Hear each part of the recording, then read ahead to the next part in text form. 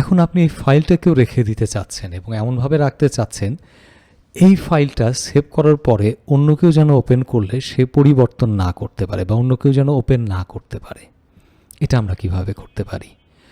তো বলা বাহুল্য, প্রথম আমাদেরকে ফাইলটাকে সেভ করতে হবে। আমরা পিডিএফ হিসেবে সেভ করলাম, সেটা কিন্তু ফাইল সেভ হয়নি, ফাইলের একটা ইমেজ সেভ হয়েছে, মূল ফাইলটা এখনও কিন্তু সেভ হয়নি। আমরা যদি সেভে প্রেস করি, এখান থেকে আমরা যদি এখানটায় কোথায় রাখতে চাচ্ছি এটা বলে দিই। এটাকে আমরা বলছি ঢাকা সেলস। আমরা এখানটায় ঢাকা সেলস 2022 হিসেবে সেভ করতে চাচ্ছি।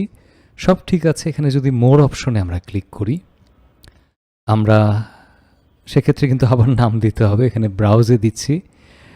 এটার বেটার ওয়েটা আবার বলে রাখি, যখন আপনি পাসওয়ার্ড দিতে চাইবেন বা লক করে রাখতে চাইবেন, বেটার হচ্ছে ফাইল থেকে ব্যাকস্টেজ ভিউতে আসলেন, এখানে সেভে ক্লিক করলেন, এখানে ব্রাউজে দিচ্ছেন। এইবার আপনি এখানে কি নামে রাখতে চান, এখানে লিখলেন ঢাকা সেলস টার্গেট 2022, যেটা আমাদের দেয়া ছিল, কিন্তু এক্সেল ফাইল হিসেবে আপনি রাখছেন। এখানটায় একটু খেয়াল করে দেখবেন, এখানে টুলস বলে একটা অপশন রয়েছে। এই জায়গাটায় টুলস থেকে আমরা যদি এখানে জেনারেল অপশন বলে একটা জিনিস আছে, সেটাতে যদি দেই, এখানে দুটো পাসওয়ার্ড আছে। একটা হচ্ছে পাসওয়ার্ড টু ওপেন, আর একটা হচ্ছে password to modify. Password to open হচ্ছে যেটা দিলে সে শুধু ওপেন করার সময় তার কাছে পাসওয়ার্ড চাইবে, আর পাসওয়ার্ড টু মডিফাই সেটা হচ্ছে যে সে ওপেন করতে পারবে কিন্তু পরিবর্তন করতে পারবে না। যদি পাসওয়ার্ড টু ওপেন আমি 1 2 3 দিয়ে রাখি, তারপর এখানে ওকে করে দিই, তারপরে আবার আপনি যে পাসওয়ার্ড এই মুহূর্তে লিখলেন ভুলে গেলেন নাকি সে জিজ্ঞাসা করছে, আপনি আবার 1 2 3 প্রেস করলেন, ওকে করলেন, সেভ করলেন। এখন যদি এই ফাইলটাকে আপনি ক্লোজ করে ফেলেন, এখান থেকে ক্লোজ করলেন, আপনি ব্যাকস্টেজ ভিউতে আবার আসলেন, ঢাকা সেলস টার্গেট ওপেন করছেন, শুরুতে সে জিজ্ঞাসা করবে ফাইলটাকে পাসওয়ার্ড দেওয়া আছে, জানা আছে পাসওয়ার্ডটা কি, আপনি বলছেন যে 1 2 3। এখন আপনি যদি না জানেন 1 2 3 4 যাই দিয়ে চেষ্টা করেন, আপনি পাসওয়ার্ডটি মানে এই ফাইলটি ওপেন করতে পারবেন না। অনলি কি হচ্ছে 1 2 3। তবে আমি যে বলছি 1 2 3 দিতে হবে এরকম কিন্তু বিষয় না। আপনি আপনার ইচ্ছে মতো খুব কমপ্লিকেটেড পাসওয়ার্ড দিতে পারেন, আবার এমন পাসওয়ার্ড দিয়েন না যেটা দিয়ে আপনি ভুলে যাবেন। পাসওয়ার্ড তুলে দেওয়ার উপায় হচ্ছে যে ফাইল থেকে আসলেন, সেভ অ্যাজে আসলেন, ব্রাউজে আসছেন, ফাইলের নামটা পরিবর্তন করার দরকার নেই, বরং টুলস থেকে এখানে যে জেনারেল অপশন সেখান থেকে পাসওয়ার্ড টু ওপেনটা তুলে দেন, ওকে করেন, সেভ দেন, ইয়েস করেন, আপনার ফাইলে যে পাসওয়ার্ড ছিল এটা উঠে যাবে। আর যদি আপনি মডিফায়ার পাসওয়ার্ড দিতে চান, ফাইল থেকে সেভ অ্যাজ দিচ্ছেন, ব্রাউজে দিচ্ছেন, এখান থেকে আপনি টুলসে আসছেন, এখান থেকে আপনি জেনারেল অপশনে দিচ্ছেন। এবার পাসওয়ার্ড টু মডিফাই আমরা একটু অন্যদিক থেকে আসি,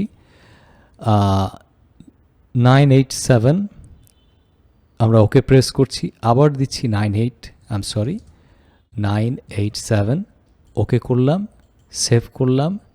রিপ্লেস করতে চাচ্ছেন কিনা আপনি বলবেন ঠিক আছে রিপ্লেস হোক, কারণ একই ফাইলের উপরে বিষয়টা কাজ হচ্ছে। আপনি এটাকে ক্লোজ করে দেন, আপনি এটাকে আবার ওপেন করেন, ফাইলটা খুব ওপেন হয়েছে, বলছে যে আপনি পড়তে পারবেন কি হিসেবে, রিড অনলিতে ফাইলটা আপনি দেখতে পারবেন, কিন্তু আপনার এখানে মডিফাই করার আপনি মডিফাইও করতে পারবেন ইচ্ছা মতো, কিন্তু এটাকে সেভ করার আর সুযোগ নাই বলছে, কারণ এই ফাইলটা রিড অনলি করা আছে।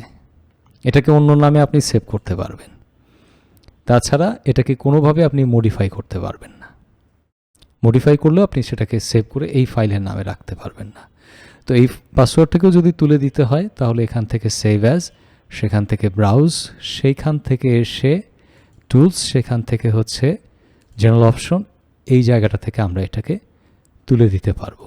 ওকে করছি, সেভ করছি। আচ্ছা সরি, এটা অলরেডি কপি হিসেবে সেভ হয়েছে, এটা আলাদা বিষয়। এটাকে ক্লোজ করি, আমরা ওই ফাইলটাকেই ওপেন করি।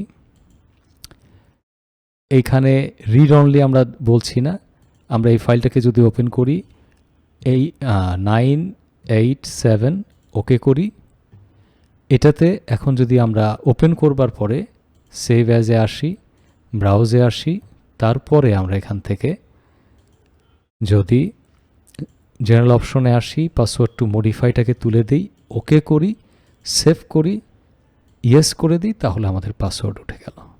তো এভাবে পাসওয়ার্ডও দেওয়া যায়, আবার পাসওয়ার্ড তুলেও ফেলা যায়।